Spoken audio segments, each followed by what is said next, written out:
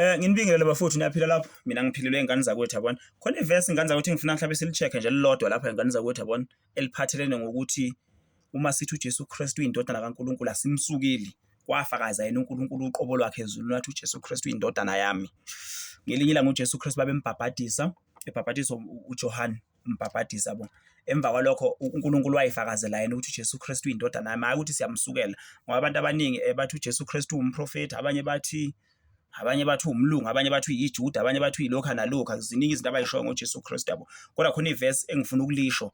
engifuna ukulifunda lilodwa nje ukuthi uNkulunkulu wayishola ngomlomo wakhe ukuthi uJesu Kristu uyindodana yakhe uyingane yakhe akathokozile ngayabona cela ufunde lapha eBhayibhelini lakho ngana kwethu kuMathewu chapter 3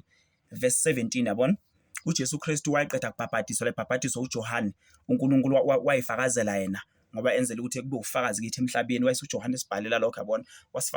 wasifakazela eyifakazela yena uNkulunkulu ukuthi uJesu Kristu uyindodana yakhe akasuye umprofeti akasuye umlungu akasuye yonke lento esimbiza ngayo yabona kodwa uyindodana yakhe yabona mawufunda la uJesu Kristu mayeqeda kubhabhadiswa lithi izwi lenkosi kuMathewu chapter 3 verse 16 lithi emva kube sebhabhadiswe uJohane uNkulunkulu uyifakazelana kusho izwi livela kuNkulunkulu ezulwini lithi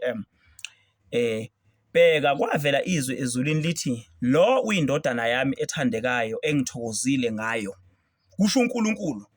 akusho mina yabona kusho futhi uJohane akayembhabhadisa kwavela izwi ezulwini lithi bheka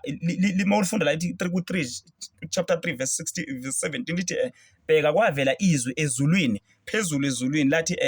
lo uyindodana yami ethandekayo engithokozile ngayo hayi ukuthi uJesu umprofeti hayi ukuthi umlungu hayi ukuthi yonke lamalebula abambiza ngayo yabona kodwa uyindodana kaNkuluNkulu kwasho uNkulunkulu yena ngomlomo wakhe ezulwini yabona ngizamlanda ingane zakwethu ukuthi uJesu Kristu uyindodana kaNkuluNkulu yabona hayi ukuthi siyamsukela